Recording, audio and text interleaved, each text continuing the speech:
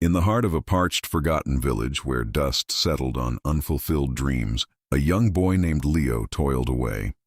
His workshop was a chaotic collection of discarded odds and ends, a testament to a life built from leftovers.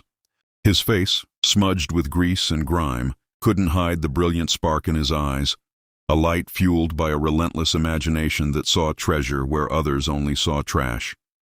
He was a boy with hands accustomed to labor, but a mind that soared far beyond the dusty horizons of his home. One sweltering afternoon, while rummaging through a pile of abandoned junk, Leo's fingers brushed against the cracked spine of an old book. It was a discarded engineering manual, its pages filled with complex diagrams and theories that felt like a secret language meant just for him. With this newfound knowledge, the scrap metal and broken parts around him transformed. He began to tinker, his small hands expertly assembling gears and wires into ingenious little gadgets, a self-winding clock, a miniature water pump. A decision crystallized in his heart. He had to leave. He packed a small bag, whispered a silent goodbye to the sleeping village, and set off for the sprawling, distant city, a place where he hoped his passion could forge a real future. The city, however, was a cold and unforgiving beast. Its towering skyscrapers cast long shadows, mirroring the loneliness that crept into Leo's heart.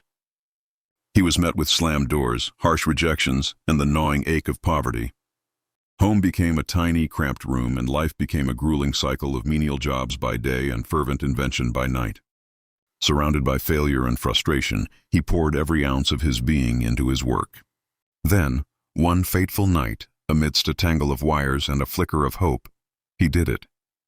He created a revolutionary device, a small, elegant orb that could generate clean, sustainable energy from ambient air. It was a breakthrough that would change everything. His work was soon discovered by a keen-eyed investor who saw the genius in the young man's exhausted eyes and secured him a spot at the world's most prestigious technology conference. Standing on a grand, brightly lit stage, Leo felt a tremor of fear. Before him sat an audience of industry titans and sharp-suited critics, their faces etched with skepticism. He was just a boy from a dusty village, holding his life's work in his trembling hands. But as he began to speak, his nervousness melted away, replaced by the pure, unadulterated passion that had driven him for so long. He explained the science, the countless failures, and the unwavering belief that powered his creation. As the device hummed to life, casting a warm, clean glow across the stage, a hush fell over the room. Then, a single clap, followed by another, until the entire auditorium erupted in a thundering standing ovation. They weren't just applauding an invention. They were applauding the indomitable spirit of its creator. Years later, the final scenes of this chapter of his life unfold. Leo is no longer the grimy boy from the village, but a confident, respected leader in the world of technology, standing before the gleaming headquarters of his own global company. Yet, his journey comes full circle. He returns to the dusty lanes of his childhood, not as a visitor, but as a benefactor.